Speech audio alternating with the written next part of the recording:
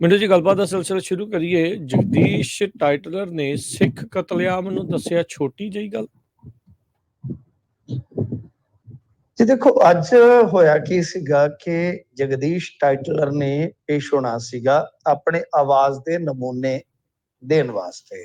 ਜੀ, ਹੁਣ ਸਭਨਾਂ ਨੂੰ ਪਤਾ ਹੋਏਗਾ ਕਿ ਮਨਜੀਤ ਸਿੰਘ ਜੀਕੇ ਵੱਲੋਂ ਇੱਕ ਵਾਰੀ ਕੁਝ ਸਟਿੰਗ ਟੇਪ ਜਾਰੀ ਕੀਤੇ ਗਏ ਸਨ, ਅੰਦਾਜ਼ਨ ਕੋਈ 4-5 ਸਾਲ ਪਹਿਲਾਂ ਦੀ ਗੱਲ ਆ, ਜਿਹਦੇ ਚ ਇਹ ਟਾਈਟਲਰ ਦਿਖਦਾ ਜਿਹੜਾ ਵੀਡੀਓ ਦੇ ਵਿੱਚ ਕਿ ਇਹ ਮੰਨ ਰਿਹਾ ਉਸ ਚੀਜ਼ ਨੂੰ ਜਿਹਦਾ ਦੋਸ਼ ਲੱਗਦਾ ਹੈ। ਤਾਂ ਇਸ ਮੁਤਲਕ ਇਹਨੂੰ ਸੱਦਿਆ ਗਿਆ ਸੀਗਾ। ਮਨਜੀਤ ਸਿੰਘ ਜੀਕੇ ਨੂੰ ਵੀ ਹੁਣ ਗਵਾਹੀ ਵਾਸਤੇ ਬੁਲਾਇਆ ਗਿਆ ਹੈ। ਮਤਲਬ ਕਿ ਇੱਕ ਪਾਸੇ ਸਾਰੀ ਜਾਂਚ ਪੜਤਾਲ ਜਿਹੜੀ ਆ ਉਹ ਚੱਲਣ ਰਹੀ ਹੈ ਕਿ ਕੀ ਆਵਾਜ਼ ਸੱਚੀਓ ਇਹਦੀ ਹੈ। ਆਵਾਜ਼ ਦੇ ਨਮੂਨੇ ਲੈ ਕੇ ਜਦੋਂ ਲੈਬ 'ਚ ਸਾਰਾ ਕੁਝ ਹੋਏਗਾ ਤਾਂ ਪਤਾ ਲੱਗ ਜਾਏਗਾ। ਪਰ ਜਦੋਂ ਇਹ ਆਵਾਜ਼ ਦੇ ਨਮੂਨੇ ਦੇ ਕੇ ਨਿਕਲਿਆ ਤੇ ਇਸ ਦਰਮਿਆਨ ਇਹਨੇ ਕੁਝ ਗੱਲਾਂ ਕੀਤੀਆਂ ਨੇ। ਉਹ ਹਮੇਸ਼ਾ ਗੱਲਾਂ ਜਿਹੜੀਆਂ ਕਰਦਾ ਹੁੰਦਾ ਤੇ ਉਹਨੇ ਕਿਹਾ ਕਿ ਦੇਖੋ, ਮੈਂ ਕੁਝ ਨਹੀਂ ਕਹਿਣਾ ਚਾਹੁੰਦਾ, ਮੈਂ ਚਾਹੁੰਦਾ ਹਾਂ ਕਿ ਸਰਕਾਰ ਆਪਣਾ ਕੰਮ ਕਰੇ। ਜੇਕਰ ਮੇਰੇ ਖਿਲਾਫ ਕੋਈ ਸਬੂਤ ਮਿਲਦਾ ਹੈ ਤਾਂ ਮੈਂ ਖੁਦ ਨੂੰ ਫਾਂਸੀ ਲਗਾ ਲਵਾਂਗਾ।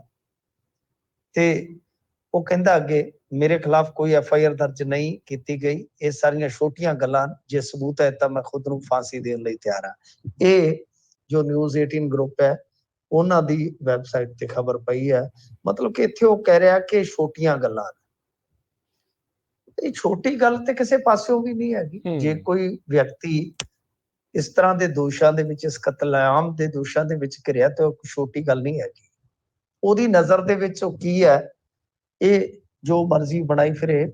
ਪਰ ਜੇ ਆਵਾਜ਼ ਦੇ ਨਮੂਨੇ ਸਹੀ ਆ ਗਏ ਤੇ ਫਿਰ ਇਹਨੂੰ ਪਤਾ ਲੱਗੇਗਾ ਕਿ ਗੱਲ ਕਿੱਡੀ ਕੁ ਛੋਟੀ ਆ। ਫਿਰ ਇਹਨੂੰ ਪਤਾ ਲੱਗੇਗਾ, ਕਿਉਂਕਿ ਦੇਖੋ ਇਹ ਤੇ ਸਾਫ਼ ਹੈ, ਜਿਸ ਤਰ੍ਹਾਂ ਇਹਨੂੰ ਮੋਰਲੀਆਂ ਕਤਾਰਾਂ 'ਚ ਅੱਜ ਵੀ ਪਾਇਆ ਜਾਂਦਾ, ਜਿਸ ਤਰ੍ਹਾਂ ਇਹਨੂੰ ਤਵੱਜੋ ਦਿੱਤੀ ਜਾਂਦੀ ਹੈ ਕਿ ਇੱਕ ਕਮਿਸ਼ਨ ਦੀ ਰਿਪੋਰਟ 'ਚ ਸ਼ਾਇਦ ਇਹਦਾ ਨਾਂ ਆ ਵੀ ਗਿਆ ਸੀਗਾ, ਜੇ ਮੈਂ ਨਹੀਂ ਭੁੱਲਦਾ ਤੇ। ਕਿਉਂਕਿ ਇਹ ਜਿਹੜਾ ਨਵੰਬਰ 1984 ਦੇ ਵਿੱਚ ਗੁਰਦੁਆਰਾ ਪੁੱਲ ਬੰਗਿਸ਼ ਇਲਾਕੇ 'ਚ 3 ਵਿਅਕਤੀਆਂ ਦਾ ਜਿਹੜਾ ਮਾਮਲਾ ਹੈ ਨਾ, ਉਹ ਹੈ ਕਿ ਉਹਨਾਂ ਨੂੰ ਕਤਲ ਕੀਤਾ ਗਿਆ ਸੀ, ਤਾਂ ਇਹ ਉਹਦੇ ਵਿੱਚ ਘਿਰਦਾ ਹੈ। ਪਰ ਬਾਵਜੂਦ ਇਸ ਦੇ ਇਸ ਬੰਦੇ ਨੂੰ ਹਮੇਸ਼ਾ ਤਵੱਜੋ ਮਿਲੀ ਹੈ, ਇਹਦੇ ਵਿੱਚ ਕੋਈ ਸ਼ੱਕ ਨਹੀਂ, ਕੋਈ ਦੋ ਰਾਏ ਨਹੀਂ। ਕਦੀ ਕਿਸੇ ਪਦਵੀ ਤੇ ਬਿਠਾ ਦਿੱਤਾ, ਕਦੀ ਕਿਸੇ ਖਾਸ ਮਕਸਦ ਵਾਸਤੇ ਸੱਦ ਲਿਆ, ਹਮੇਸ਼ਾ।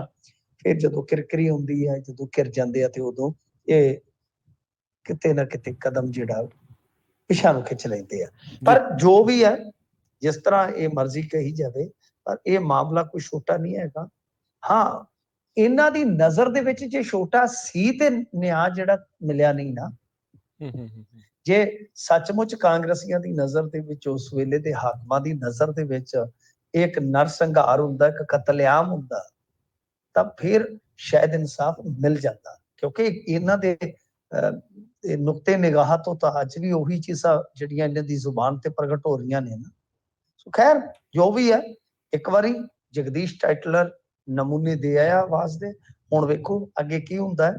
ਪਰ ਆ ਜਿਹੜੀ ਗੱਲ ਬਾਹਰ ਆ ਕੇ ਕਹੀ ਆ, ਇਸ ਗੱਲ ਨੇ ਜਗਦੀਸ਼ ਟਾਈਟਲਰ ਦੇ ਗੱਲ ਦੇ ਵਿੱਚ ਤੁਸੀਂ ਦੇਖੀ ਜਾਓ ਕਿੰਨਾ ਵੱਡਾ ਫਸਤਾ ਪਾਉਣਾ। ਆਉਣ ਵਾਲੇ ਸਮੇਂ 'ਚ ਭਾਰਤੀ ਜਨਤਾ ਪਾਰਟੀ 2024 ਵਾਸਤੇ ਬਹੁਤ ਕੁਝ ਕਰਨ ਵਾਸਤੇ ਤਿਆਰ ਬੈਠੀ ਹੈ। ਤਾਂ ਜੇਕਰ ਆਵਾਜ਼ ਦੇ ਨਮੂਨੇ ਜਿਹੜੇ ਆ ਨਾ, ਉਹਨਾਂ 'ਚ ਰਲੇਵਾ ਨਿਕਲ ਆਇਆ, ਇਹਦੀ ਤਸੱਲੀ ਹੋ ਜੂ, ਫਿਰ ਇਹਨੂੰ ਪੁੱਛਾਂਗੇ ਕਿ ਗੱਲਾਂ ਛੋਟੀਆਂ ਜਿਹੜੀਆਂ ਹੁੰਦੀਆਂ ਨੇ, ਵੱਡੀਆਂ ਕਿੱਦਾਂ ਬਣਦੀਆਂ ਤੁਹਾਡੀ ਨਜ਼ਰ 'ਚ ਜਿਹੜੀਆਂ ਛੋਟੀਆਂ ਹੁੰਦੀਆਂ। ਜੀ ਬਿਲਕੁਲ, ਇਹ ਤਾਂ ਜਾਣ ਬੁੱਝ ਕੇ ਜਿੱਦਾਂ ਭਾਵਨਾਵਾਂ ਨੂੰ ਵੀ ਤੇ ਲੋਕਾਂ ਨੂੰ ਉਸ ਟਰੋਮੇ 'ਚੋਂ ਦੁਬਾਰਾ ਕੱਢਣ ਵਾਲੀ ਗੱਲ ਹੁੰਦੀ ਜਦੋਂ ਇਦਾਂ ਦੇ ਬਿਆਨ ਦਿੰਦੇ ਆ।